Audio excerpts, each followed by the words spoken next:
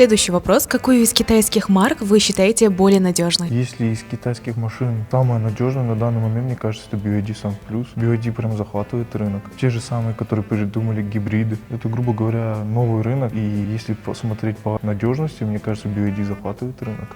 Также, если рассматривать Zeekr, там, Deepal новые, Чанганы. Deepal тоже интересная марка автомобиля. Также там есть сиденье, которое отодвигается, там, я точно не знаю, как это называется, но это тоже интересно. Так что китайский рынок захватывает нас.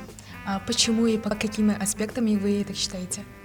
Ну, если смотреть так, давайте будем рассуждать честно и прямо. Китайский рынок это те же самые машины, если сравнивать их с корейцами, та же одинаковая сумма, но сейчас, да, корейцев как называют, это надежность, а китайцы это пока непонятно, что происходит зимой у них. Зикры хорошо себя показали зимой, да, садятся быстро, но все равно. Это, грубо говоря, дешевле, чем бензин. А если смотреть так честно, китайский рынок, мне честно он по душе, потому что я сам вообще катаюсь на корейца, но китайский рынок тоже захватывает. Интересно стало.